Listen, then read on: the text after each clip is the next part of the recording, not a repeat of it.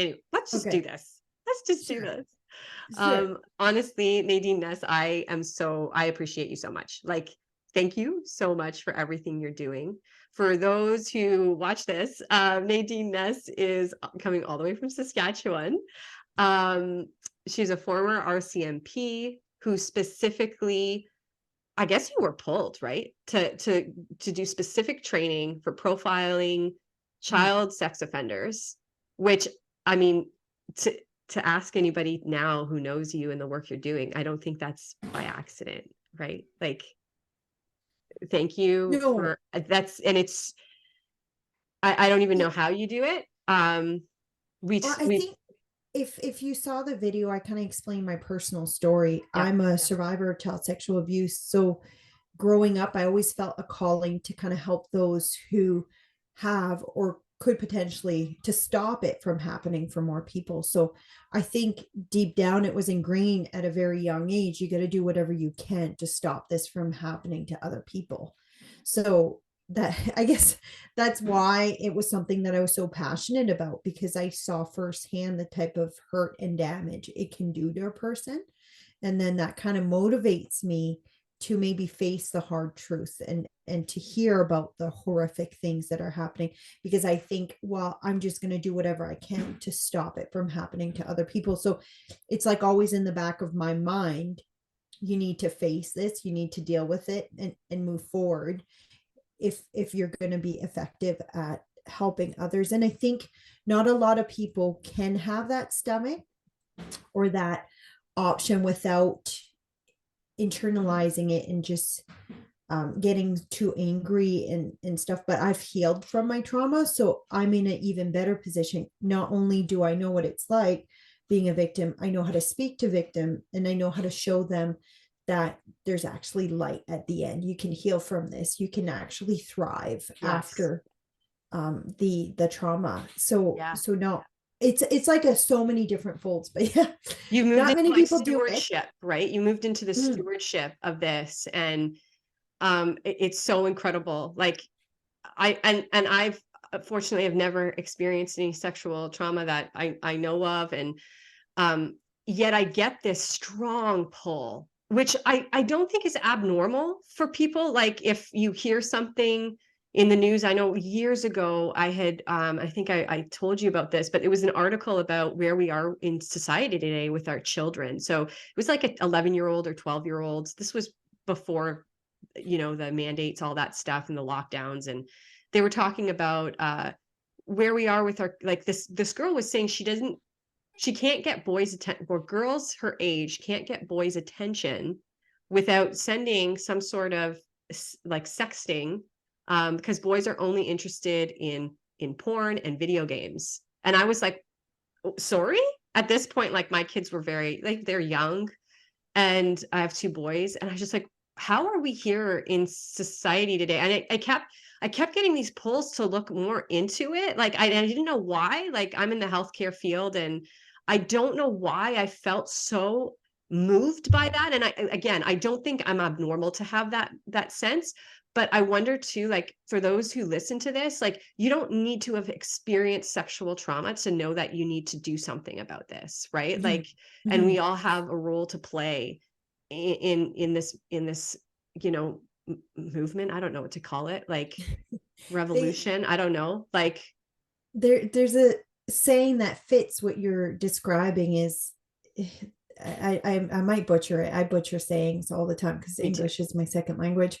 But there's a saying that the only way evil prospers is when good men do nothing or good women do nothing. Yes, And I think this is a perfect example of where we need to start doing something and we need to start speaking up, even if it's not the popular thing to do, even if we get attacked for it or silence for it. I we're think charged for it. we're charged for it. And that's the thing. We need to be more. Oh, sorry. That's My okay. Go, son is freaking out right now. go. Give me a minute. Don't, hey, and take your time. Do not Okay. rush. I'm here. Okay, we're good. I can't Okay. remember what we were talking about. Just Yeah. So yeah, how you were saying that, it's time to speak up, and we were kind of talking, you know, I just found that so convenient that legislation is being passed. Legislation is being passed while I think we're being a little bit distracted here, while legislation is being passed, to not be able to speak up, to Yeah. not be able to state how you actually, you have an instinct, and we're born with that. We're born with our consciousness for a reason. And so that's almost like, as John Euler puts it, dumbing down or dumbing down one's intuition. And that's what's happening with adults, I believe, today, is that, like, we're dumbing down, oh, that's not politically correct, or that, that's not okay to say that, or even think that. Oh, how dare I think that? People are telling us what we're allowed to think and what we're allowed to say.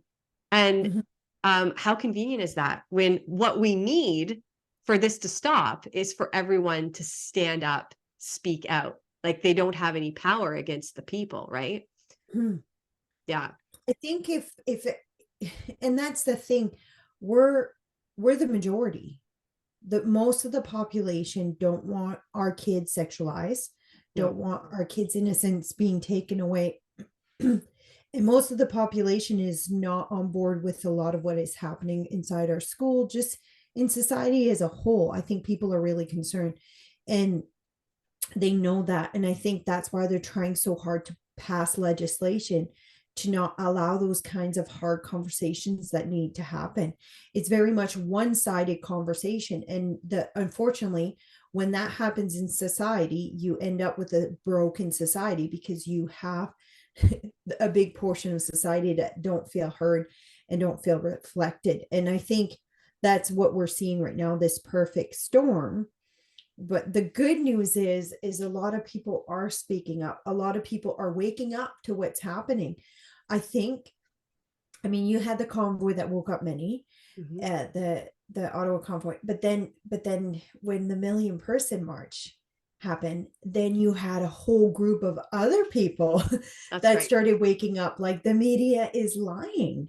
They're saying that this is far right extremist groups, but they're like, I'm in the middle, or I'm on the left, and I'm not okay with this. So I think it's almost like a blessing in disguise that it's made a lot more people realize, well, if the government is going to control it the same way they control regular media, now they're going to control social media, just regular everyday voices. They're seeing, like, the effects that it's going to have, because they're seeing what's happening in the mainstream media. So I think it's almost like a blessing in disguise, because a lot of people who had a veil, like where they couldn't see, are now, that veil is lifted, and now they're seeing the true effects of propaganda and manipulation and gaslighting. I have never seen so much gaslighting come from a government as I have in the last few years. And, like, I'm trained to recognize it. So do you think it's changed, or do you think we've just awoken to it? Like, we are now seeing it, we can't unsee it. No, I do think it's changed, as in it's become more brazen. Aggressive. They know they're gaslighting, and they're like, they know they're lying, and they're doing it even more. It's like when lies in plain sight, like the lies in plain sight, right? Yeah. And it's that gaslighting is so obvious. It's not even like a little bit hidden. Like, I remember when I was younger, like I don't know if you know this, but I used to be a lefty. I used to vote Liberal my whole life, up until I think it changed around, I would say 8 years ago. It changed whenever Trudeau got in, because I actually voted Liberal, unfortunately, when Trudeau got in. And then I saw what he was doing, and I'm like, oh my gosh, this guy is lying through his teeth. And then there was so much corruption and stuff. But there was a MP or minister, I can't remember her full name, but we called her Climate Barbie. But anyways, I remember her in a bar scene, and she was saying, while she was wasted, that if we say it enough, over and over and over again, they begin to believe it. That's the playbook. That's the playbook. It is huge, but it is true in a sense that that's a really good technique of brainwashing people. And The bonus too that I personally have is when I got that training on how to profile sex offenders, child sex offenders to be more specific. That training is probably one of the best profiling training you can get, because child sex offenders are some of the best manipulators on earth. So not only do we get in their mindset, but we also learned about all the techniques that they use to manipulate, especially in an interview room. So we had to learn how to adjust ourselves. So we had to profile the offender as to what we're going to be dealing with in an interview room. So we could learn that from his behavior with victims, as well as his behavior with other family. How did he groom people? And then we would morph ourselves to fit that type of profile. So we learned a lot about gaslighting, fogging, all these different techniques manipulators will use in an interview room to try to get the upper hand, to try to control the interview. And sometimes one of the funny techniques, it was making them think they were in control, but really you knew what they were doing all along. So you were kind of just manipulating it yourself in order to feed into a spot where they would confess to something. So it's that specific training taught me how to read body language, how to read manipulation techniques. And I am mortified to see how much of that is done by not just our government, but by mainstream media.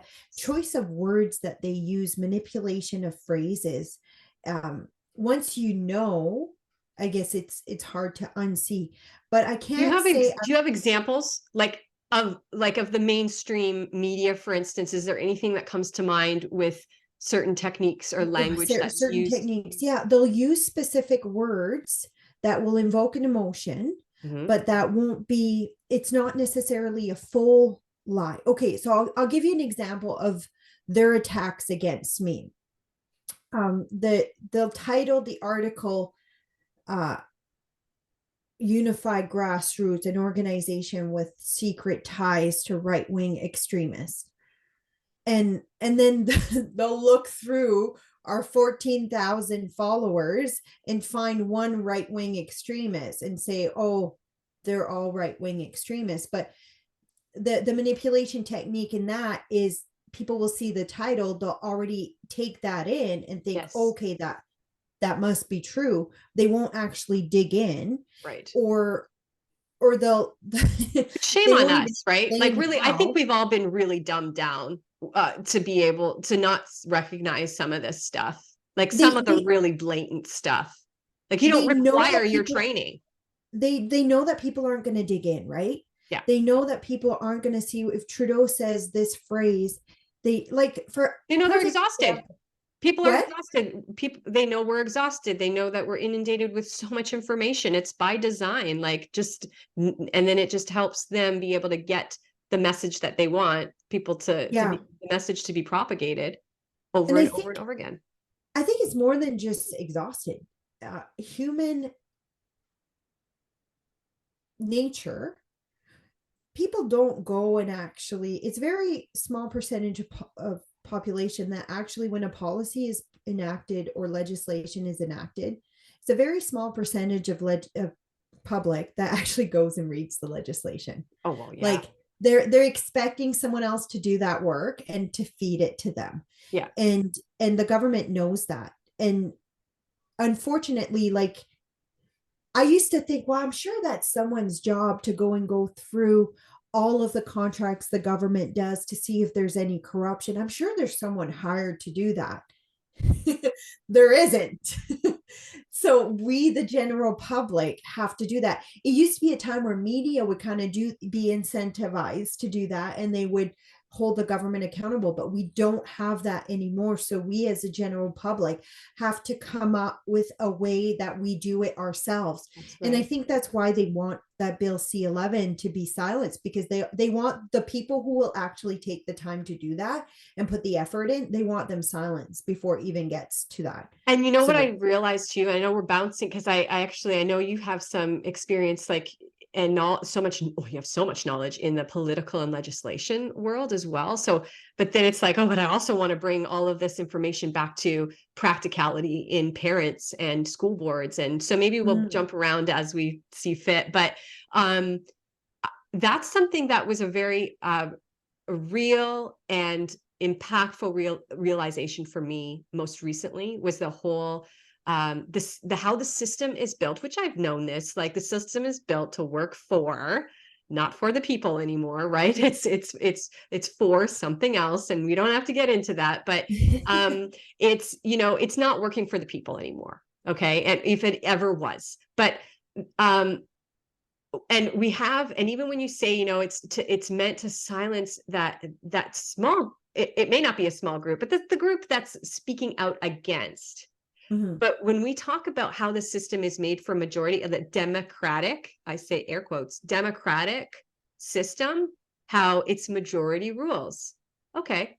But the system is created so that that if you don't, so silence is acquiescence. So if you don't say anything, that's yes. Before I used to think, even a few months ago, I used to think, okay, well, I would say that we're the majority. It's just that there are people not speaking out.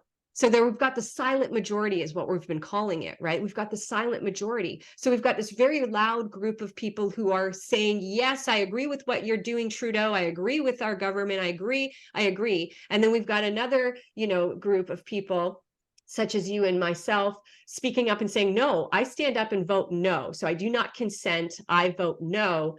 I vote yes. And then the majority of people who are not saying anything actually get put into the I say yes because they haven't said anything. So it's not just we're a silent majority of people because they haven't voted yes or no, because they haven't said anything. It's no, when you don't say anything, you are voting yes in this system.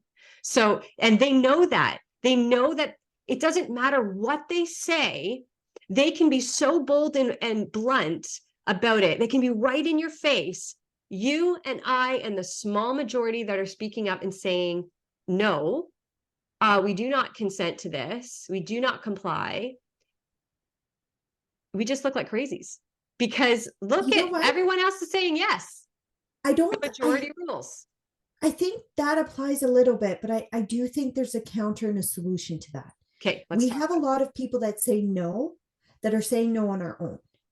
We tend to not be very organized on the right, versus the left have perfected organizing yes, themselves and being a very loud minority. yes. They have the unions who are very organized. There's a lot of money through the unions. They have all these organizations like the Canadian Center for Gender and Sexual Diversity that gets millions from the federal government, versus parental rights group don't get anything.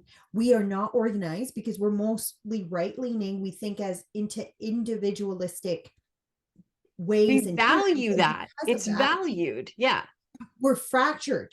We're fractured. Everyone thinks, oh, their way is the right way. Like nobody's like putting their differences aside on the right to come together for the better good, except it has happened in certain areas. And this is where and people might not know of our organization, Unify Grassroots. We knew that was going to be a problem, Mm. so we worked around that, and I will say we've become quite successful in Saskatchewan at moving the needle, not just the needle with our government, but moving the needle with public opinion. Because whether we want to complain on government or not, government is downstream from society. And if you can show that society feels a certain way about a certain issue to the government, they will move. Yeah. And our focus was exactly that. Let's get public opinion on our side. Well, how do you do that? Well, first they need to know about what's happening. So our organization, we went digging deep into the legislation that was in the schools, and we found out, nobody knew this, we found out that some of the school division had policies in place where they didn't advise parents if the child didn't want their parents knowing about them changing gender or identifying as another person of the other sex. So that's AP 1235 here in Waterloo Region for those of you. Okay, so We've got that. we had a document called Deepening the Discussion, and that's where it was. And there was other documents as well, specific policies to specific school board. So I went digging because that's what I do. So I'm like, I want to know if we're having these issues. We're talking about SOGI coming in. There was talks about it coming to our school division. So I did a search, gender. on thing, and then this document comes up. So what we did, I screenshotted it, gave the link, you can go look at it for yourself, this is right on their website, and we made a post. And how do you feel about this as a parent? Were you aware that this was happening? Were you aware that this policy was put in? And then it caused massive public outrage, and rightfully so, because this legislation, these policies were put in not even on a provincial level. It never was put in by elected officials. It was put in by bureaucrats that, for one, were lobbied by these special interest group like Planned Parenthood, Yes. Canadian Center for Gender and Sexual Diversity. And then so I started digging into these organizations that are trying to push this, and I found pedophile logos on their site, and I'm like, what? Like, it's not even hidden. And it wasn't just one logo, it was two logo on the same main page. Like, one could be a mistake, Yeah. but it was two. And they still haven't changed it. But so anyway, so as an organization, thankfully, we're blessed in a way that we were created during COVID, because we have a huge amount of members and followers. So we're probably at like 75, 80,000, and mostly in the province of Saskatchewan. So when we put information out, it's often reaches like hundreds of thousands of people within the Yes. province. Yes. So And we can almost you state the website so people can subscribe, and I'll put it down below Sure, as it's well. unifygrassroots.com. So not United. Don't put United. There is an imitation website there. Somebody's trying to imitate us. So Interesting. it's I'm glad I asked. unifygrassroots.com. And we're also on Facebook. A lot of our campaign is done on Facebook. And I'm on Twitter, Nadine G. Yeah. Ness. So a lot of the things that we bring to light is on Twitter. And then often alternative media will pick up on the stories, and then they'll run a story on it, and then it'll kind of spread further. But I say this because it would be great if each province had the same kind of organization and kind of structure. And like right now we've done really great, but like we have even further plans in the future on how much more we're going to affect change. Like we plan on finding 161 school board trustee candidates to run in the next election. We don't want a single election to go by acclamation, which Yeah. I don't know if it happens in Ontario and Saskatchewan. Most of the time, only one person applies and it never even goes to election. We want an election for every single trustee candidate Yep. in the province. So Yeah, and voter turnout is so low. Now Yeah. it's a lot. I'm not sure if it's the lowest. I'd have to check, but it's insane. Like the problem too is that it's informed voting, right? So people go thinking, I know for me, even I'm guilty of this, like, oh, well, it's a right, and it's a duty. Like, like I should be doing this. And so I go, and yeah, sure, I look them up. I look, the candidates up, but when I vote, I don't do my due diligence before voting, which I think is even worse, because I mean, the amount of times that I heard, like, oh my gosh, I voted for Scott. I voted for Scott Piakowski, and I didn't know that this is what he was like. I only saw his signs. His signs were everywhere. Do you think that informed voting is also an issue? Do you see that on your end? I know for here, we had something very similar where we had so many parents standing up, seeing that there was an issue. So we actually had people for this movement, for this, I don't even like to say it that way, but for this mission, like to increase the quality of education for our kids, to ensure that sexualized content stay out of our schools, to make sure that government overreach doesn't come and mandate what our kids are and aren't to do, and all of these things, standing for those things. And we have 11 seats in the Waterloo Region District School Board, and we had 11 people. We ended up finding out there were more people who were standing for the same things, but we didn't really know of them. But we knew that we had 11 people for those seats. And so I'm so glad to hear it. What I found from this past election going through it was voter informed voting. So there were people who voted that had no idea that, like, they didn't even know they had 3 votes, for instance. Like, so in Waterloo, you have 3 votes, and they're like, even though they knew what they were, even the people who knew what they were going for, like, I want to make sure that I have this person and this person selected or whatever, right? They go in and they, oh, I didn't know I have three, so I'm going to choose three. And they come back being like, oh, I voted for so and so, I don't know if that was it. It's like, no, that's the opposite. That they stand for the exact opposite of what we're standing for. And so I think that's another element of education over here. I Mhm. don't know if you're feeling it over there too. Yeah, and I think it's not like this education is coming from the media. The only people who get that kind of education are unions, and they'll push their employees to vote a certain way, and they're very good at educating their employees on their democratic right.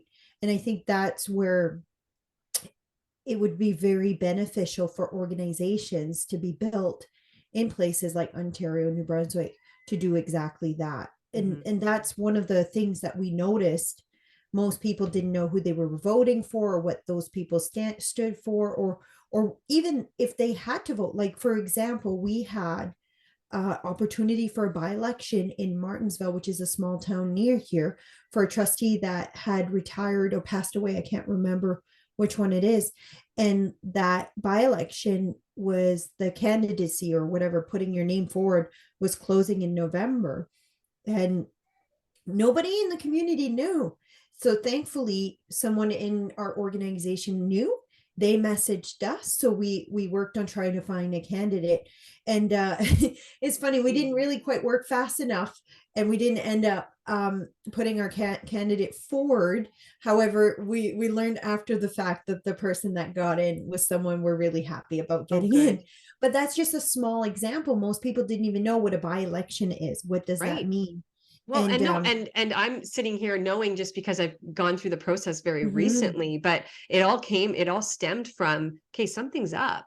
And like yeah. you said, like, we dig. And so it all came from that, and just the process of doing it. And then, and you can share that with someone else. And now it seems second nature, and I'm still learning, but a lot of it's just like, oh, isn't that common knowledge? When, oh Mhm, yeah, that wasn't common knowledge to me just even a few years ago, right? Absolutely. I feel like yeah. there's, go ahead.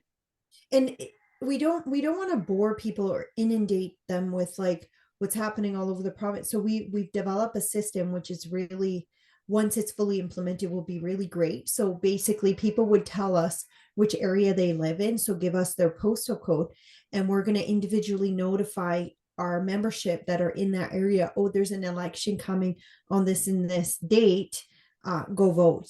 And Yes. inform yourself on who the candidates are. So we're going to do very targeted, selective messaging too. So we're not inundating people either. So basically, they'll know exactly when, where, how to vote, more Right. than just the federal provincial election. That's another thing. We talk about election without thinking there's certain things you can do before even election. So, for example, we have constituency association provincially, which those are boards that reflect the constituency and also that support the MLA candidate. Well, if you were to join a board, you can actually write policy and put it forward to be elected at the AGM, which would be like the big meeting, annual general meeting for the entire party. So you, one person, could potentially write policy that the entire party will vote in, and it'll now become a party priority.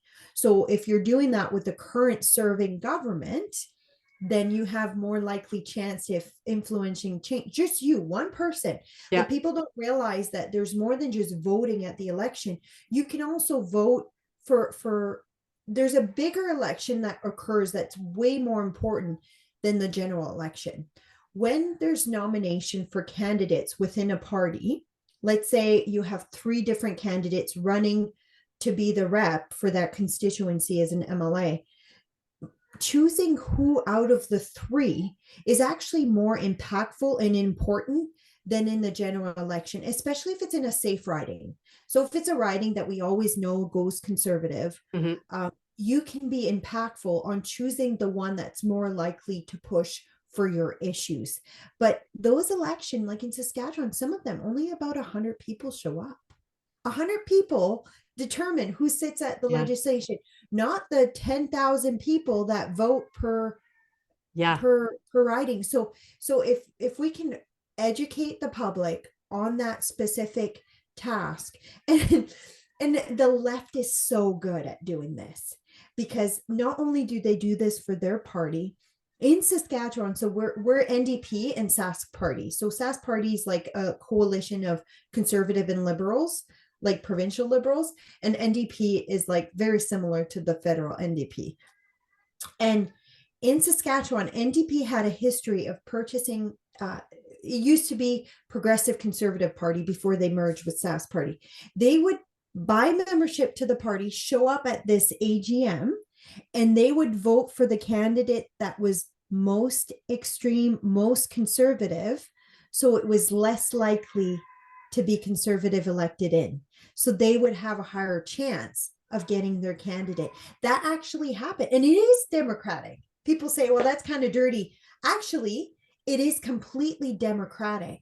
The problem is we have not figured out how to organize ourselves the way they have. Yeah. And they do this. Like the unions, if there's a leadership race, they've done this here.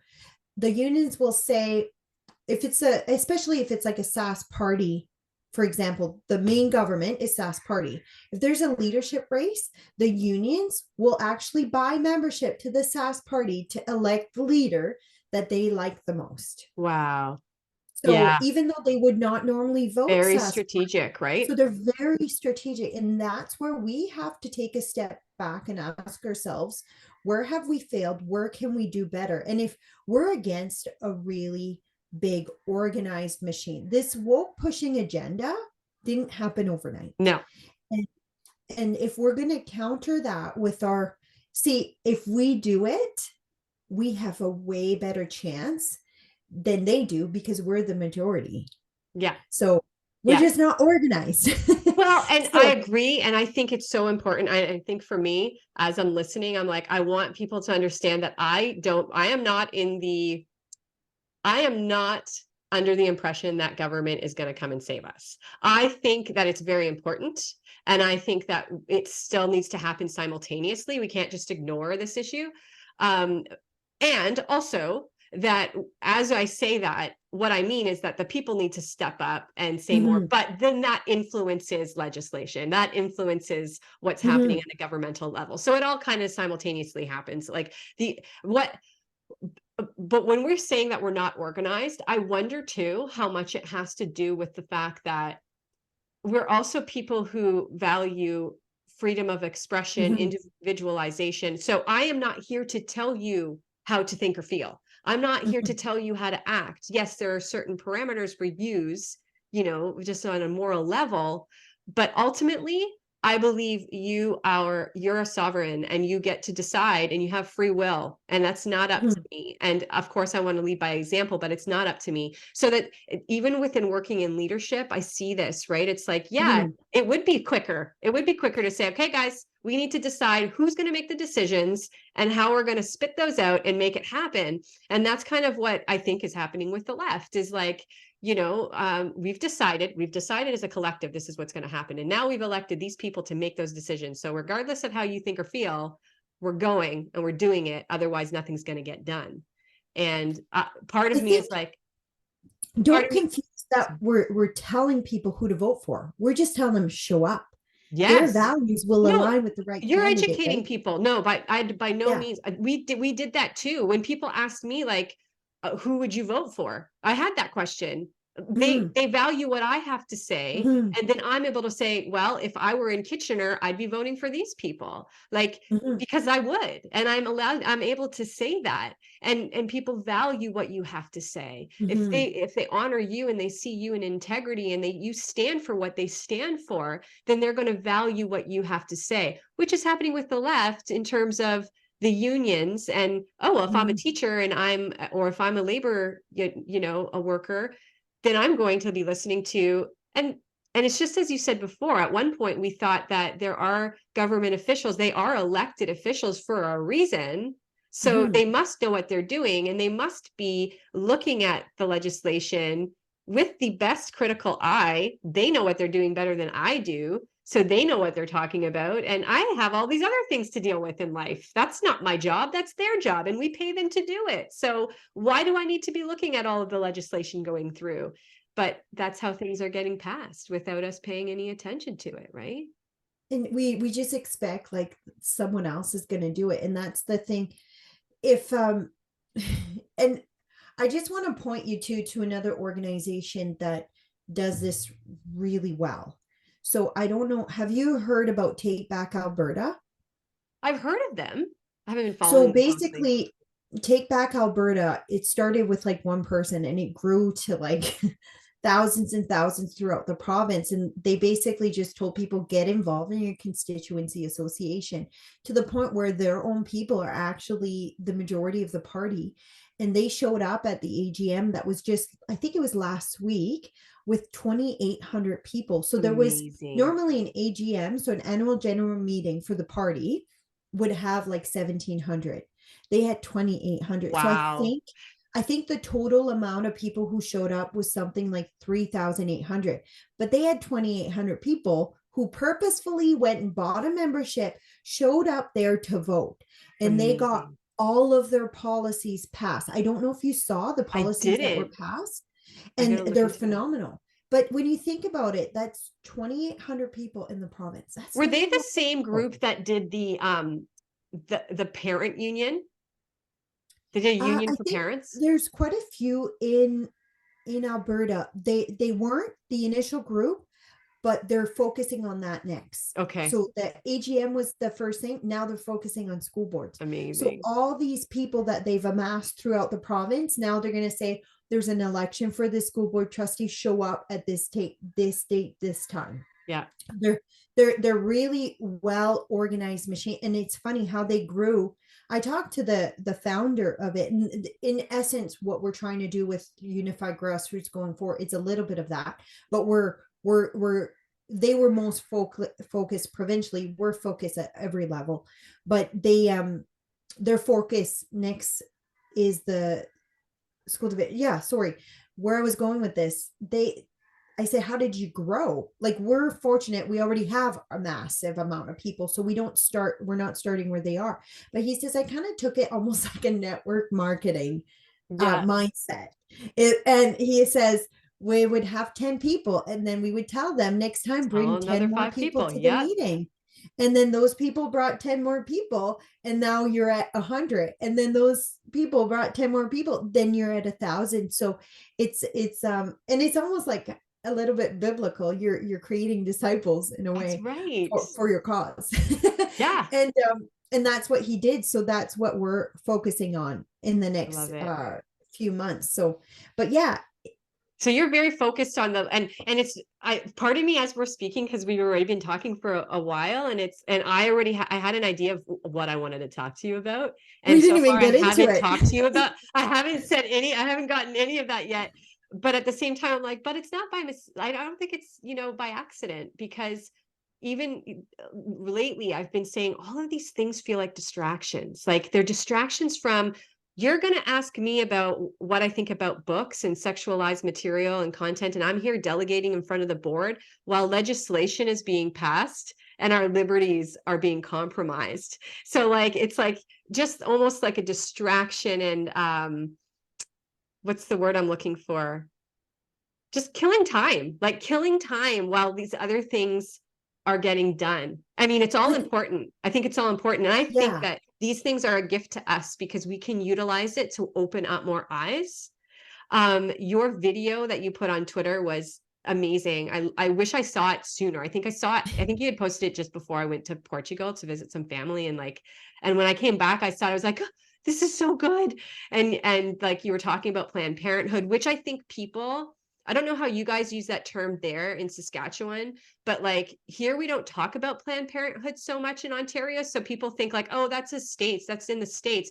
No, no, they're all over the place, but with other names. So here in Waterloo region, we have Shore. Toronto is Teen Source or something, Teen Health Source. Yeah, Teen Health Source in Toronto. Are you guys Planned Parenthood or do you have another name for it in different cities? No, it is Planned Parenthood. So I'll Okay. explain that. So actually, what happened in Canada, Planned Parenthood had such a negative connotation because of the states. They expanded to Canada, they called it Action Canada. So if you go to actioncanada.com, that will be, they say we are Planned Parenthood, and Planned Parenthood's website refers back to What Action was it? Canada. So there Action are two Canada? names. Action Canada, yeah. If you Okay. just Google Action Canada, it'll Wow. come I up. didn't even know about Action Canada. Yeah, so that's, and they even said it And on that's the the, gaslighting, hey, Nadine? Like the gaslighting you mentioned before. Like we have this organization, this company, corporation, whatever it is, that has such a bad rap in the States. And then they come here and change their name. And when we say Planned Parenthood, we're gaslit and saying Planned Parenthood isn't over here. Like that's the States. You're did you dramatizing, you're see the fear comments? mongering, you're fear farming.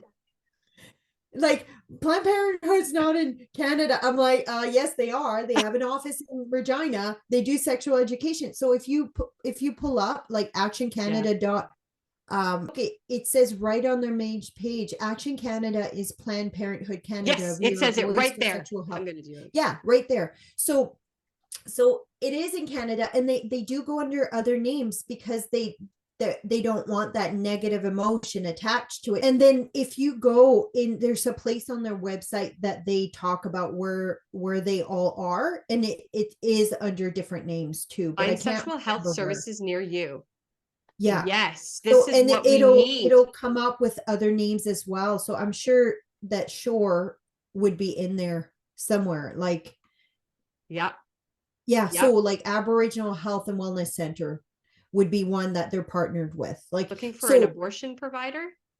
Wow. Access Palace, like these are all these different names, but they're all working with them. So yeah, if I don't remember what got us going on this conversation, but Well, maybe the fact, I had mentioned you oh, about your video. video, Yeah. and so well done. I'll link it below as well. So thank you so Okay. much for doing that.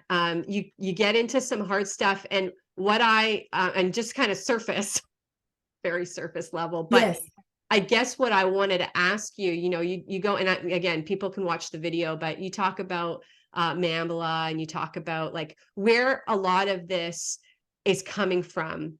And I wanted to ask you if you believe, like, do you believe that the people who are very loud voices in this, do you believe that they are aware of where it's coming from and they just agree No. with it? And No, I don't think they realize, and I don't think everyone who's pushing this thinks it's actually bad or realizes what it is. Um, so you mentioned NAMBLA. So I'm just going to clarify that a little bit because your listeners may not have seen the video. If right, you haven't, I I do highly recommend recommend. you watching the video.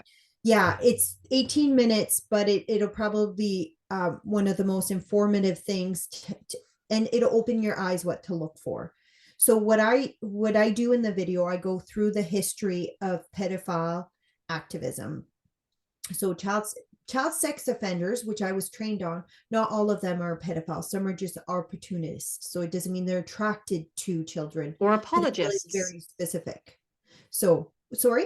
Or how about apologists? John Euler says that they're pedophilia apologists. Yeah, so allies. So and I'll talk a little bit about that. But so way back when I was trained was in 2015, I believe, that I got my training, 2015 or 2016. So not that long ago, but we talked about NABLA, which is the biggest pedophile activist group in the world. So that stands for North American Man Boy Love Association. So this organization, even though Man Boy Love is in their name, they also talk about man girl or female offenders. We need to talk about that as well, because there's this misconception that there's only male child sex offenders. In fact, that's one of the biggest lies that creates an environment where boys don't even come forward a lot of the times. So 1 in 4 I was trained when I was to profile sex offenders that 1 in 4 sex offenders are female. So the problem, we don't see that well known in societies. Female often get away with it. because there's so much shame associated with the boys. They don't want to seem broken, they want to seem strong, they don't want to come forward. But not only that, it's almost accepted and normalized in society. Well, your teacher was hot, so why are you complaining, kind of thing. There's this really sick mentality that it's different for female offenders. So, but we were taught about that specific profile. Females are actually more likely to be sadistic offenders. So they're more likely to have sadistic motivation than the males do. The males do as well. And when I say sadistic, is they get turned on by the power and control or inflicting pain. So mostly inflicting pain. So sadistic offenders will be more likely to be so and so that's one misconception. I know it's extreme, but I think of like the Carla Mocha, like, well, see, most people think she was innocent, but when I look at my training, I don't. I think she might have been the worst aggressor in it. And I again, that's like an opinion. I don't have that for a fact. It's not proven for a fact. Just based on what I've seen in the case, I'm like, that particular one, I think there's way more to it than the public knows. But because there's this misconception, I'll give you a perfect example of a case profile that we were taught about. So this particular profile, it's a real life situation. The male offender, it had come out that he had abused these children, which their mother was said to be in the room. So the guy who trained me, their organization was brought in to evaluate if she was a threat to the kids. So he's in jail. He's not the real father, but now they're trying to evaluate if the mother is a threat to the kids. And while she was being interviewed, there's one specific situation that this interview is very good. He's kind of going all over the place, but she does one verbal slip and she says, "What did he allow me to do?" And like right away, I'm like shocked. I look around like as in anyone else caught that. And then the guy who teaches stops the classroom. He says, "Nadine, why are you so shocked?" I'm like, "She's the worst offender out of the two." And he's like, "Well, how do you say that?" And I said, "Well, she used the word allow me to do, not make me do." yeah. So that whole word choice changed the entire perspective. She was actually the pedophile, and she managed to get him to go along with her sick plan. And so when you think about that specific situation, that we would have thought, well, there's no way a mother would hurt her children. We've put what child sex offenders look like into a box because it's not talked about. It's not talked openly. There's so much shame and stuff attached to it that we don't really understand them unless you have the kind of training that we do. Even as police officers, I would have said I have put child sex offenders in a box prior to this training.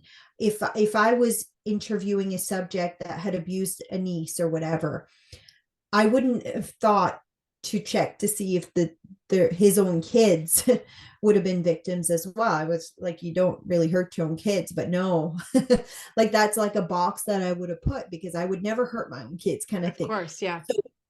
So it really opened my eyes as to what's is possible out there.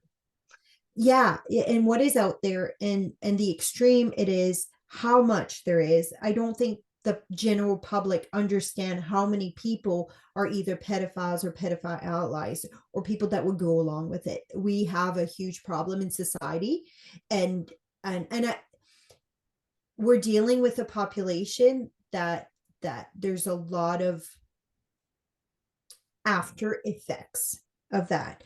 And I'm going to preface that the people who are struggling with a lot with gender identity or attraction of opposite sex, a lot of them have previous childhood trauma that they may not have dealt with.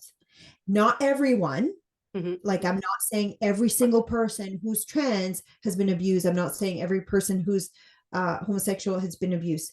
That's not what I'm saying. What I'm saying is a vast majority of them have previous childhood sexual trauma.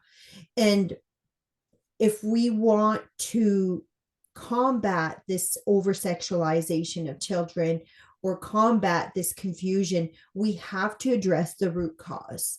Yes. And that's one of the things that I really want to focus on, is educating parents on how to prevent childhood sexual abuse, and when it's found out, how to deal with it. That's another thing. A lot of the trauma that occurs is not even just what happened.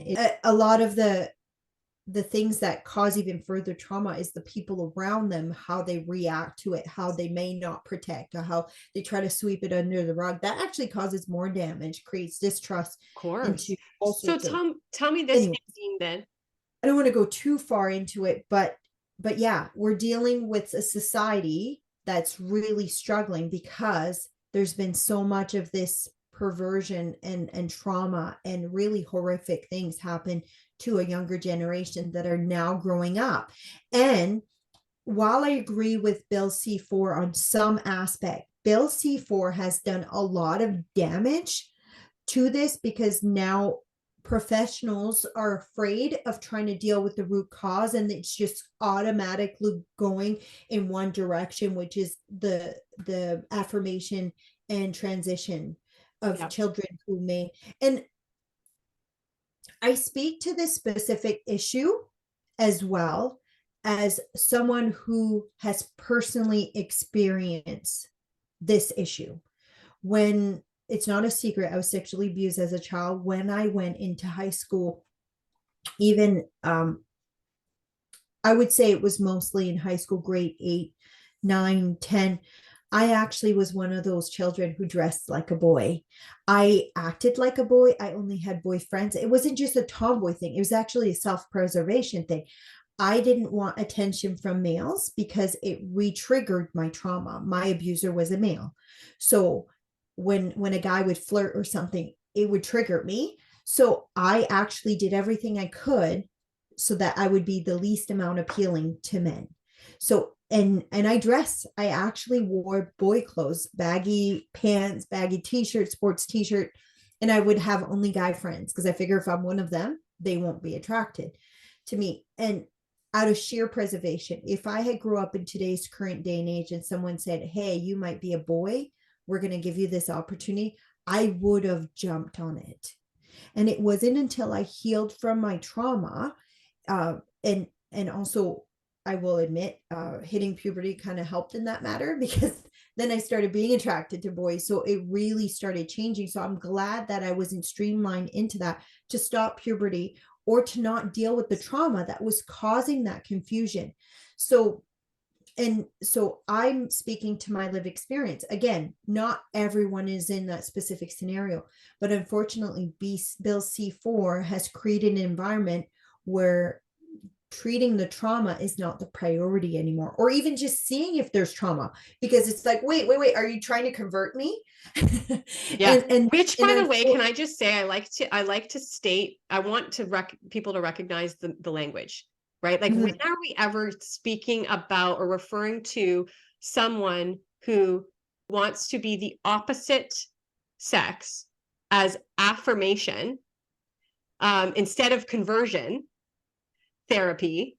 And then when we say, "Oh, well, you are who you are born as conversion therapy," like, it is so backwards that I wonder how many people. I just had this realization, actually. I had that realization a long time ago, but the realization of when we are speaking, because I just had a conversation this past weekend where the person just talking about conversion therapy, I was like, well, if I were an outsider not knowing anything about this, conversion sounds like I'm trying to convert you into something that you're not. So that sounds horrible. So when we say that conversion therapy should be illegal, how many people are hearing that and being like, yeah, that sounds really horrible. I don't think we should convert anybody. Right? Like, how many are just not having the same conversation that we're having? Yeah, it's true. Like, when you think about it in that regards, like, I think the conversion therapy was speaking to like when it was like someone who's gay, they're trying to convert them to straight, but they are gay, right? So I think that's where that word came, but then it's been applied to way more. But like you said, the conversion, it's reverse conversion. That's Yes. what we've become as a society. We've gone to a point of reverse conversion. And now I'm not saying there aren't specific situation where someone is so struggling so much that for them it may be the right thing for them to be better in the future. However, i don't I don't agree that with children, and I don't agree that that's the case with most people who are considering themselves as transgender right now. I Mhm. think it's a very small percentage that would fit that category, but I've definitely seen that. Like Blair White is a perfect example of that. But we also, but that's the thing, we're not even allowed to talk about That's it. That's um not even part that your opinion and my opinion on this, on whether it's right or wrong or possible or not, is nor here or there. The point is that there needs to be free flowing information. mhm. People need to have a choice in this, and informed consent, right? Like informed consent needs to be had. Like it There doesn't. is no informed consent happening in that particular regards in the medical field. They're not telling people there's a chance you'll never experience sexual pleasure once you transition. There's a chance you'll never be turned on again if you get put on these hormone blockers. They're not having those conversations with the patients. Unfortunately, there is no informed consent, and that's not an opinion. It's a fact. It's That's not right. happening. And unfortunately people are making these decisions without being fully aware, and that's where I think it's so important that this information gets out from lived experience. You have a lot of the detransitioners kind of explain, and it's horrific. It's absolutely horrific. It really is. Sexuality is one of, in my, this is an opinion, sexuality is one of God's biggest gifts to humanity. And it's even in the chart, if even if you don't bring God into it, if you bring it into the chart of your Maslow, I think, chart of needs, you Hmm. have food, shelter, all of that. Sexuality is quite high in there. Hmm. The idea that you're going to take something that is considered almost like a survival thing to a certain extent out, and that person is never going to experience It is that in survival. lifetime. It is survival. We will not have Well, any more humans. well, there is Like, that part, the survival part of procreating, but the idea that these individual people lose that opportunity without even being informed, that is heartbreaking. And that to my core, I can't allow that to happen. They're losing out on something without even being made aware, and I think that's criminality. I think we're going to see in the future a lot of, and you're already starting to see it, a lot of lawsuit where people will be fighting back and say, you took this from me. And I'm hoping the medical community starts opening their eyes, and I think they are. In fact, I know they are for a fact. I've spoken to many people in the medical community. I don't know if you know this, but my husband's a doctor, so we're very much surrounded by friends who are doctors, and I ask them, what are your thoughts on this? And they're so concerned. But the problem is the governing authorities that are like the College of Physicians, they're very much one track mindset on this. And I think partially because of Bill C4, but also because that woke agenda has infiltrated every single governing board as well. So now you have a lot of doctors that they have huge concerns because they see it as well in their practice, and yet they're too afraid to speak it because yeah. they're afraid of losing their license, or their, and you saw that during COVID, but this is even just another example of that. So I don't think it's going to change until the doctors organize and get these governing bodies change. Like in Saskatchewan, for example, the old College of Physicians registrar is one of the most insane, woke, far leftist person there is in the province, and that's who used to be the judge for all these cases. So when you think about that, we need to retake back every not just provincial, federal. We've allowed these woke activists to really take over everything, and I don't think it's going to change until the people get involved. But yeah, Yeah. sorry, You reminded that went me. sideways a little bit. No, you didn't, not at all. And you reminded me of that. I was trying to pull it up here. The Children's Hospital Foundation of Manitoba. Did you see that recently? I'm trying to see the date. Oh, is that Just the the one where they 15th. said something like affirmation is healthcare or something? Um, probably but it was describing like an actual story from one of the, or like a case of one of the, a 10-year-old. It was a 10-year-old, and this is what they're using as something to sell and be proud about, right? So I'll just quote it here. Even at age 10, the prospect of a future boyfriend worries her, wondering if or what phase of dating she'll need to disclose her journey. And she worries a little about never having a baby, but says her plans are to be a famous actress, won't allow time to be a mom anyway. At This 10. this is like, I got chills. Like, and this isn't just like someone on Twitter posting like, oh, this is my No. opinion, and like this is how I parent. Like, this was used as a symbol of what they stand for, and they're proud of it. They're proud of saying, look at how we're helping people. Mhm. Like, But it's funny because like at 10, I thought I would never have a boyfriend. I would never want a I boyfriend. remember Like my sister in my finishing traumatic, university saying she didn't want to have a family. She didn't want to get married. She wanted to yeah, be a businesswoman, which isn't that part of the ideology we grew up in? I feel like we're yeah. probably about the Oh, same age. totally is. And that's the thing. Like I look now at my life, and I have 4 children, and they're my world, Oh my and gosh. I can't imagine how empty life would be without them. It And is such a gift. It is it just the most it precious changes gift. everything, but so much for the better. I don't think people understand. But and that's what I know, that's what they're going to miss out on. It's so And sad. that's really tragic. That's really tragic because it can be such a fulfilling we were talking about that, me and my husband, last night, like how lucky we are to have these little ones I just know. running around us, and having laughing fits with us, and yeah, we just had a really cute moment last night where me and my 4-year-old just couldn't stop laughing, and my husband was looking at us like, you two are crazy. We just what we would one up each other in laughing, and I just thought, like, people don't understand how No. awesome life is when you And have and kids. it's something I explained to the boys too, because that whole like, I love you more, no, I love you Yeah, more.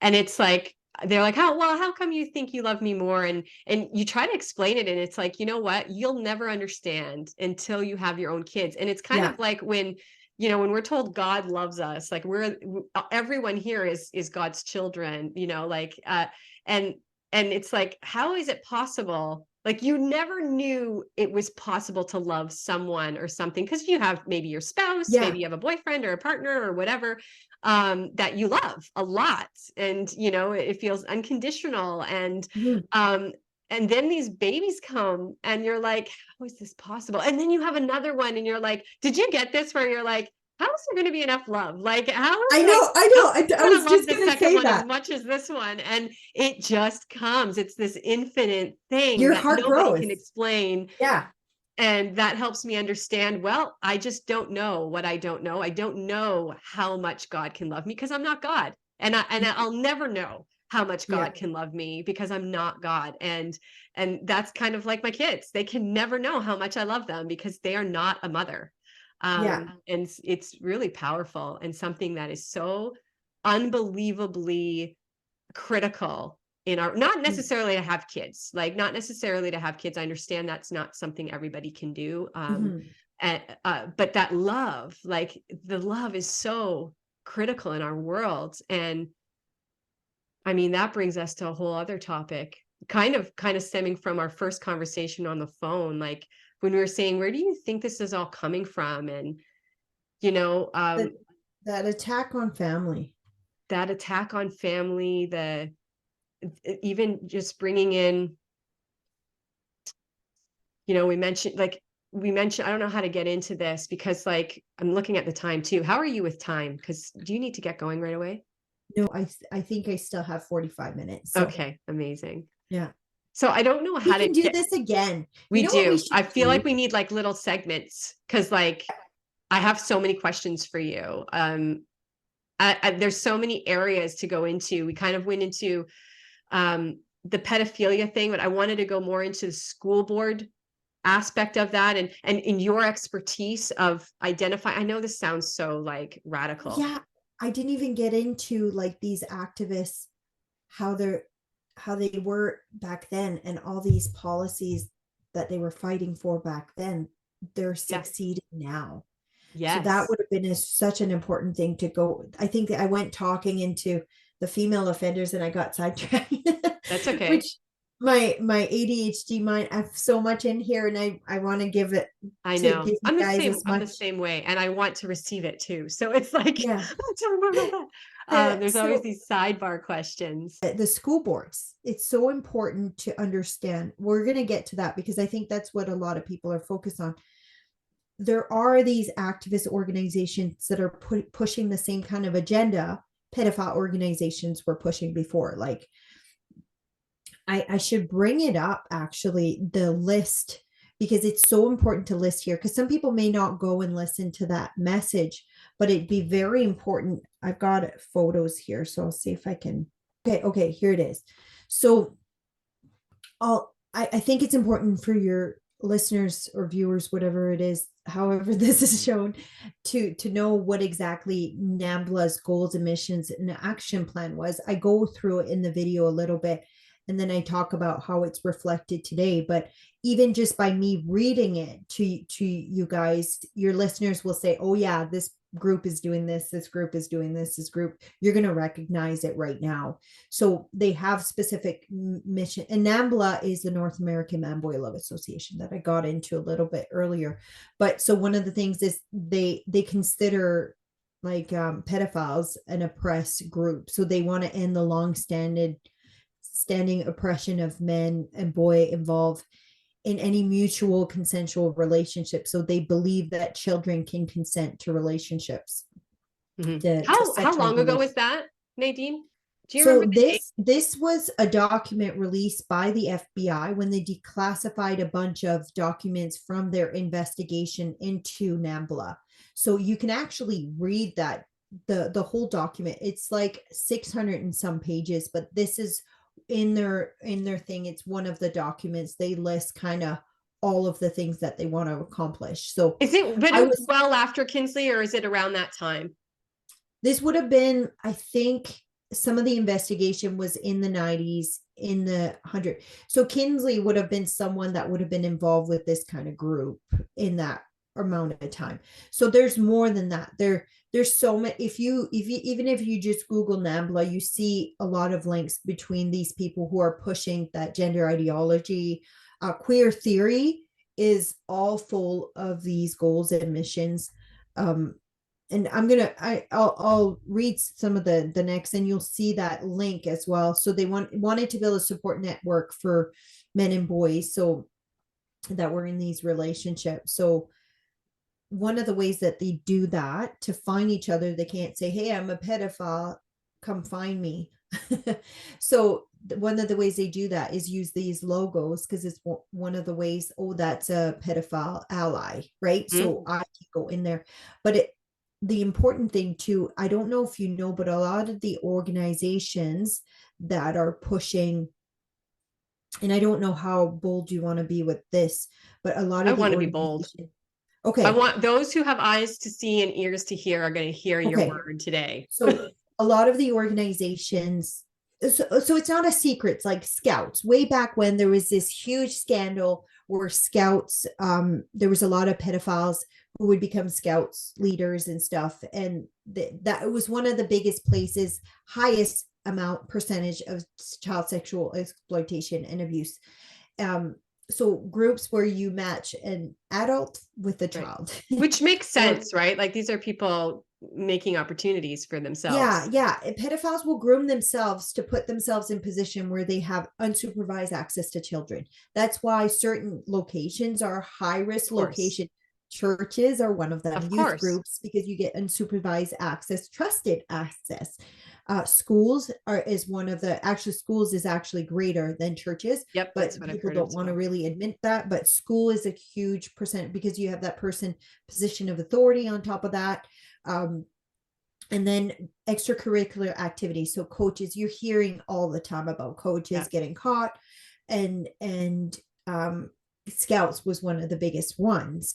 So but now you have these new groups. If you look, a lot of the transgender support groups are creating groups where they're pairing a transgender child with a transgender adult. So I'm not saying that all of them are pedophiles. That's not what I'm saying, but it's creating an opportunity That's right. where there are conversations that are getting had that are not Especially like you don't happening. have conversations like that in scouts, right? You don't have No, and like that it's would be at very least much an opportunity for a sexually. child to be like, this is weird to be talking about this here. Whereas you're in a sexualized group.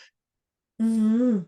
And you're talking about sexuality between, and it's being kept from parents. These conversations, they're teaming up those people because, well, your parents don't understand you, I do, which is classic child sex offender manipulation technique. Yeah. My And I offender want to used that stop exact right same here thing. because I want to just kind of pinpoint, point out that you actually were one of those people who you see that there's fake news. You see that there's Mhm. elaborations, exaggerations on certain things that end up throwing out the truth with the Psyops. that's right. Yes. So it's I like, kind of it's kind of like, okay, well, let's be careful here and make sure that we're talking factual and truthful information.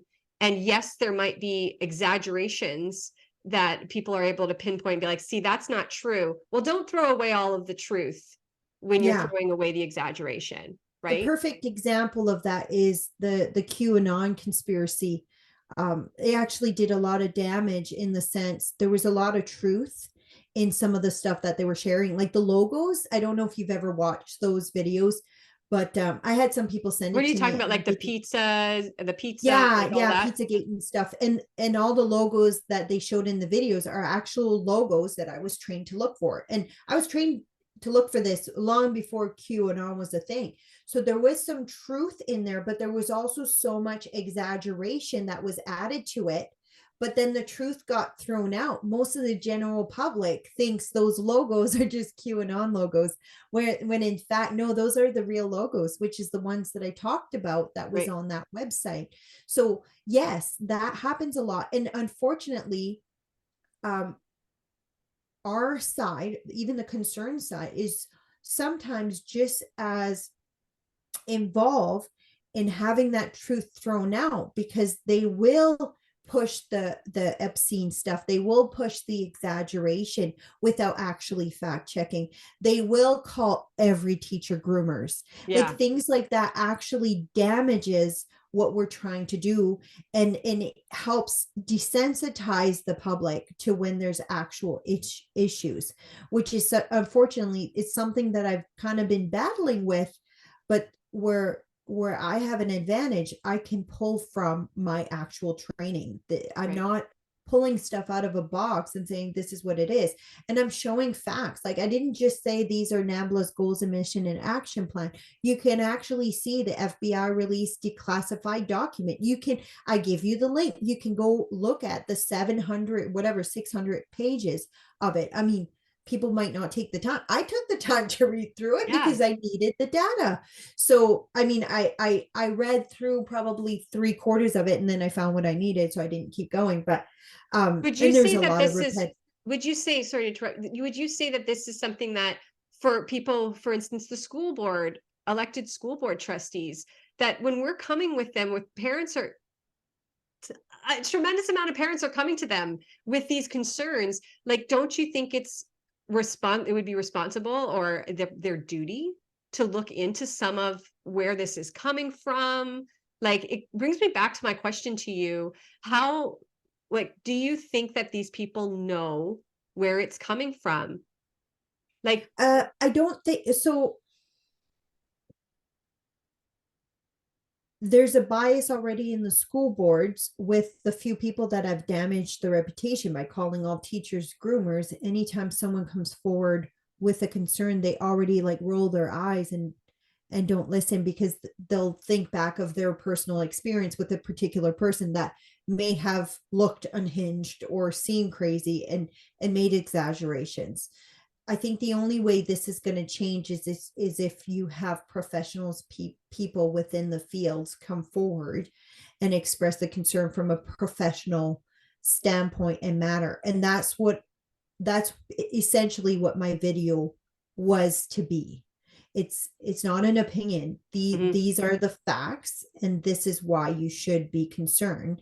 Like, and I try to simplify it enough so that they would understand. But I was also coming from my personal experience. Now, ever since having made that video, I've had several police officers, many who work currently in the ICE units all across Canada, reach out to me, say, thank you. oh, good. We've been Thought seeing it was going this to be and we're opposite. worried. And thank God someone's talking about it and bringing attention to it. So actually I haven't had a single one come against me and say what you're saying is not true, because they know it's true. They've been trained with the same type of training.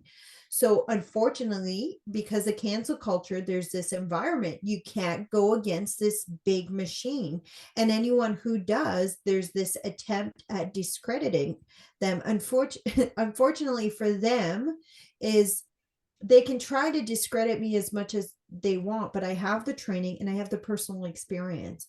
So when they try to attack me, I'm not talking from a place of I know better. I'm talking from a place of like, I'm really concerned. I really care about these people. I care about the people in the LGBTQ movement. Yes, I absolutely. honestly want the best for all of them.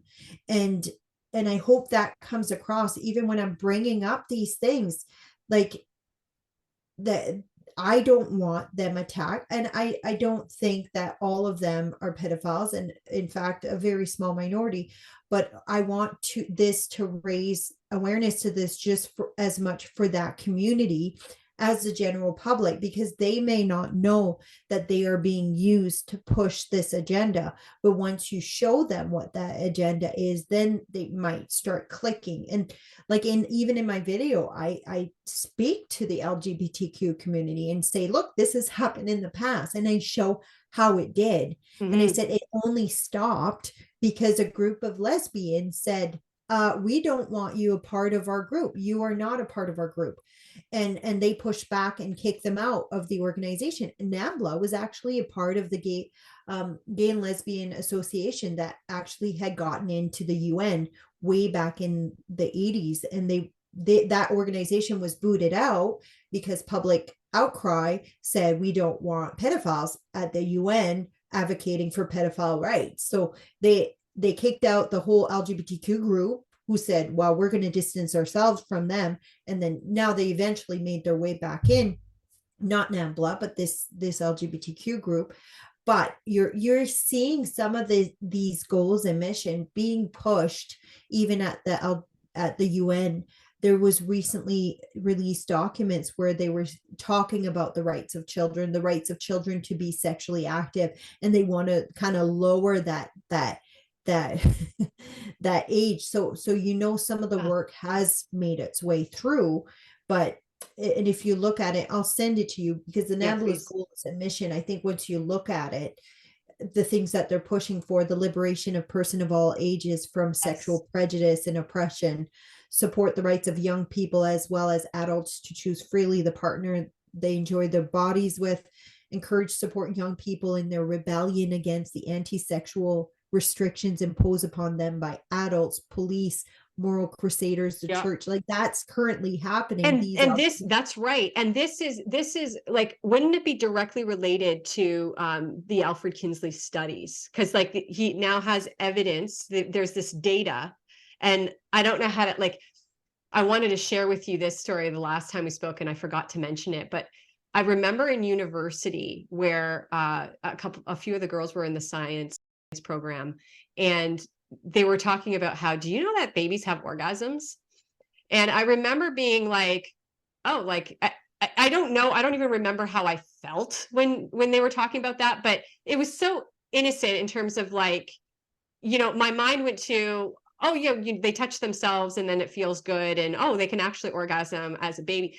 And my analytical thinking kind of goes to, well, how would they know that? And how would they know that? We just went to, and I don't know if this is my ignorance or maybe perhaps a little bit of my innocence, where I'm like, well, it must be like observable data, um, where their parents were asked, they were surveyed based on just observing their children in a non-controlled environment, where they do touch themselves and this is what happens, like, and that's it. Like, I wouldn't, my mind would not allow myself to go any further than that.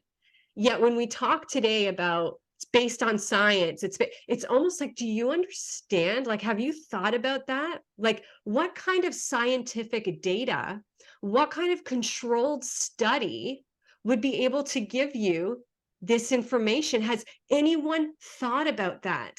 And it's so disturbing that, you know, and I don't know how deep we want to go, but like, I don't remember now. I haven't watched the documentary or looked at the data for a couple of years now, but I think it was upwards of like 20, maybe 30 orgasms, like for babies and children. Like, So that data wasn't extracted by parents observing. That data no. was Well, some of extracted. them were parents. Some of them were parents with stopwatches. Like, some of them were fathers. And I don't know if there would be mothers. I will tell you for a second that there is no father who will do that doesn't have a sexual perversion That's attached. right. So, 100%. but Kinsley, he got that data from pedophiles who were actively abusing children. So he Yes. worked one-on-one with these pedophiles, didn't disclose who they were, didn't release to the police that these people were abusing. So there's no doubt in my mind that Kinsley was just as sick and perverted as those people abusing their children or other people's children. That data is not grabbed because you have a child in an incubator. Like, the idea that a baby can even do that, it to me is anyways, Yeah. the whole science of it should be completely ignored for the simple fact of how it was gathered. It can't come from a non-biased scientific standpoint. I wouldn't trust that data to begin with, just by the simple fact that that person had an agenda to push with that study, and That's they right. very much But did. that blew up the whole sexual revolution, right? Like, But it wasn't just him. I think there were so many people, along with the people with NAMBLA, they wanted to normalize sexual activity in children. That same group is the same group that pushes the narrative that the only reason sexual trauma is traumatic for children is because society tells them that it's wrong. They actually believe that. Well, I can tell you, as an 8-year-old girl, that I knew nothing of sex and I knew what was happening that's to right. me was wrong. And then there's another lie that is pushed that is so damaging to society on its own. It's that whole orgasm sexual pleasure. This lie that if you orgasm or that you have physical sexual pleasure from the encounter, that it is good, that is not wrong. Wow. I didn't And even hear that. I've never heard that argument before. It's many new for people. me. No, this is a argument made by anytime there's a case of a rape. Well, did you have an What? erection? Like, they'll use that in order to try to say that that person was consenting. I will say it's the biggest lie um that pleasure it means consent, not just in a child, in an adult too. And that's often a lot of time why some victims don't come forward, is their body may react in a pleasure way, even though it's super traumatic, super awful. And Their painful. Well, Like, it can be painful, but it can also be yes, like it can also create pleasure. If you've never watched this episode that describes it so pointedly, there was an episode in Outlander where Jamie gets kidnapped and raped by this evil guy. I have such a hard time And watching that shit. okay, well, this episode is just it opened a door that a lot of people weren't ready to face. He abuses him, and a part of the abuse is he makes sure that Jamie has a climax in it. And even though Jamie didn't want it to happen. So sorry, is this going to be showed in front of children? I hope No, not. no. But in this part, because it's so, some people may not be ready to face this, it's such a hard truth that no one talks about. But he was destroyed after that encounter. In the book, they showed it very well, because his body reacted. He felt not only betrayed by the offender, but he was betrayed by his own body, because his Wow, body yes. reacted in a pleasure type way. And it's this lie that we believe if it's pleasurable, that it is good and that we want it. That's not in fact the case. You have women who have climax during a traumatic, horrific rape, but they won't come forward because they feel so much shame. Well, and they start this lie that gets in their mind, well, maybe I wanted it, right? Why would my body react that way? So that's actually one of the big downfalls in people coming forward and speaking to what happened, because they're battling their own self and their own mind and not wanting to come forward. And I think if we normalized speaking about this a little bit more, we would recognize that that's not always the case, that your body's not always going to react in repulsion. Your mind and the reaction of your body can be two completely different things. It can be completely Yes. connected in some aspect, but it can be completely divided in other aspects as well. Like there are some people who like pain and that turns them on, right? Right. Which, so this idea that, and that's why I have huge issues with the pleasure-based sexual education. I have huge Wow, issues yes. with pleasure-based sexual And education. that there's a pilot going on right now, and we're, I believe, Toronto or somewhere. I'd have to check, but They're all over Canada, they're all but over Ontario is Canada, one and of the that's places. the symbols are on there too. Are Yeah. they not? Yes, So that's not just the tip.ca. So that's right. these organizations that were all banned out of Saskatchewan schools are still going ahead and trying to revamp. And that's not just one school. They're trying to implement this in every single school in Canada. They want to revamp the current sexual education and teach it as a pleasure-based sexual education. So if it brings you pleasure, it is good. And Wow. that's a lie that needs to be dismantled in And the worst also way. that there is such thing as too much of any good thing anyway, even Mhm. if it were like, this is completely against, like, for you and I, people of faith, it is completely against what we There is believe such a in. thing as addiction Yeah, to that's right. sex, and Instant it's gratification, the pleasure seeking centers, like, that's not to say, like, it's a gift. Like, I'm very grateful for it. But there are limits to things, and to teach our kids that there aren't, as if it's fact, that's an ideology. Like, and not only are they teaching that there's not limits, they're saying that it's, we should be see, teaching children, we shouldn't be putting limits on age that children get that's involved. right. They actually talked about how not having sex or not being sexual is a negative thing in one of their presentations that I got an audio of. So it's yeah, it plays right into the hand of Nambla. And unfortunately, it's gotten so far already that it's going to be a little bit harder kind of bringing it back to a level where we can stop it from coming in. Like in Saskatchewan, thankfully, we were extremely effective at bringing this to light. Like our video was released, and I think we had like 100,000 views quite quickly. And thankfully, these organizations were completely banned from having not only access to our school, they were banned from their resources being used. They said, we're going to develop a sexual education. None of this pleasure-based sexual education. Yep. So the government was very, very quick on that and very good. But they also know our organization is quite big throughout the province. So we reflect a very big percentage of the province. So, but we need that we same. must utilize this, Nadine. Like, we must utilize what you guys have done and how we can do it in our provinces as well. For the sake of time, I know you have things to do as well, and I'm gonna let you go, and you've got your babe and everything too.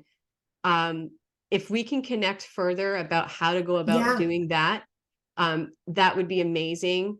As we close off, maybe knowing what you know, if we maybe do a part 2 or something about Yes. I'm open for it. specific kind of focus things as well would be amazing. Because I have so many questions for you. Was there anything else you wanted to share with in this conversation specifically to close it off? Or maybe if you have Yeah. I have a message of hope. okay, because what I was going to ask was, to close it off, what would you say, since this was a little bit more school board related, well, we didn't really get into it too much, but what can we do aside from, once we're aware of these things, maybe writing letters to our school boards and to the government about, we don't comply, like standing up, kind of like what we stated in the beginning. I don't agree with this. Like, if you agree, I mean, I'm not here to tell you one way or the other, but if you're looking at this and you do not, please do not stay silent any longer on this matter. And so I'd love to hear anything else you have to say about that, and any, thoughts. One of the things that I can say is a lot of people are silent because their job might be on the line, or if they speak up, they'll get attacked. Sometimes how you're not silent is joining up with some people who are already speaking up.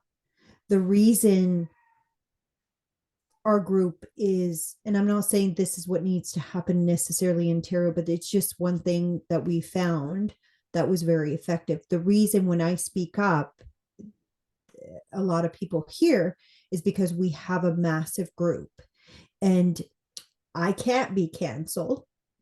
A lot of our members can. However, I can speak to the stories of what's happening in the province and let everyone know, because a lot of the members come forward. So it's not always just everyone speaking up, but get behind the people who are doing it compassionately and respectfully, and support those voices. That would be one of the biggest thing, because some people are teachers, they might not be able to. But if you have a center or a main group in the province where teachers can unite under, who are concerned about it, then it gives them a louder voice within the union. Like, we have that. We have a group of 450 teachers within Unified Grassroots. Yeah. So when we speak, we're not just speaking as parents, we also are speaking as teachers. That's right. So if there's a group that can kind of form that could do that exact same thing, that would be a really productive way of doing it without getting canceled. There can be like a million different things, but really one of the things that we found was when we united as one group and everyone kind of put their differences aside, because everyone will want to be the one in charge. And it just so happens, like, I have background and experience that I can speak to these issues, so it brings it credibility. So thank God for what happened to me, because I wouldn't be in this position if it didn't happen. I wouldn't be able to help that many people. But if you can find someone in Ontario who could do the same thing. Maybe you're it. I don't know. Well, we have, But and that being said, I love how you just said that, because when I say something and speak out, it doesn't necessarily mean it's going to look the same for everyone. That yeah. doesn't mean necessarily going to your principal or speaking out in front of your class or going to the school board. It doesn't mean that. Like, your voice Oh. can mean exactly what you just said, going to someone who you know is speaking up. So we have in Waterloo, we do have parents, we call ourselves Empower. So we're all individuals with our own, like, different faiths. So we're very diverse individuals, but we know that we're not okay with what's going on in the school system, and just our liberties in general. And so we're moving together on this. And I have a tremendous amount of teachers and parents that they don't feel comfortable going in front of the school board. And maybe they never will, and maybe they will at some point. Like, I always go with your pull. If you have a pull, and I say that for me, it comes from God Mhm. to act, do not hesitate for that specific thing. It's not what's going to be that pull for me may not be the same pull Yeah. for the person who's listening to this message. But even just yesterday, a teacher messaging me with information that they got from an internal message. Like, that's what I mean by you're speaking up, and your story matters. And if somebody else can share your story and it's truth, it's not just a made up story. It's, Mhm. this teacher has shared this with me, and here, like, and bring light to it so people can see it. But if we're all silent and I don't go to anybody with those stories to be heard, then we're not going to get the full story out, and we're not going to shed light on the issue. So thank you so much for mentioning that, because that does come across as like, if you're not doing this and this, you're not doing your part. I truly believe we all have a different role Oh in yeah. how we speak out and how we create the change. Because who's going to listen to me? Like, somebody who listens to me may not May listen to not the listen person to me. beside Yeah. who's Yeah. listening to you may not want to listen to me. Like, it's just, it is what it is. And I think we just all have to unify and work together on that, for sure. You're doing such Mhm. a tremendous job there. And don't turn against those who are fighting the same fight as you. That's Yeah. another thing that I think is so important. Work with the people who even are doing it differently than you. It doesn't mean you have to do the same thing, um but just lock arms with them in the sense that support them. And but there's you said something that that would be a good way to end with. when when I was faced with a situation of realizing what was happening to me was wrong, I was afraid of speaking out because I wasn't sure. Like, there's a lot of shame, there's a lot of fear attached, and I was afraid of speaking out. Maybe my parents wouldn't believe me, maybe the community was going to see me as damaged. Like, there's all these things. And I did speak out, and we did go to the police. And but because I spoke out, so my offender, his wife ran a daycare, so he had easy access to children. So because I spoke out, it was well known in the community. The daycare ended up closing. So how many more children did we end up protecting? So if you won't do it even for yourself, I always would say this to victims: if you won't do it for yourself because you're not seeing the value in yourself yet, do it for others. Mm. And that can be applied to so many other things, because that same emotion that I felt, afraid and the shame, or I think a lot of people are afraid of speaking out because of that. But maybe instead of thinking of how it's going to affect you in the short term, think of how many children will be saved in the long term, and how much society will be better in the long term. And You're hopefully so that will You're so right. Like, the encourage. good comes from that, right? And we can't promise that there won't be hardship, but I Mhm. truly believe with so all of my heart that it's always better on the other side. Like, whatever Mhm. fear is, that you can't go wrong by doing the right thing, right? Mhm. I mean, I truly believe we're held, we're Yeah. supported, and it will unfold the way it is to unfold. And whatever we're fearful of what could be on the other side, what if it's so much better? than Mhm. what it is right now, right? Yeah. Absolutely. I Yeah. love that, Nadine. Exactly. Thank you so much. Thanks for having me. Well, with that, my son is awake now. Okay. So Perfect whether we timing. want to end it or not. Yep. Yep. It's done. but It is but done. thank So you it is so done. much for having me. And thanks for Okay. everything you're See you doing. soon. Okay, Bye. thank you. Okay, bye.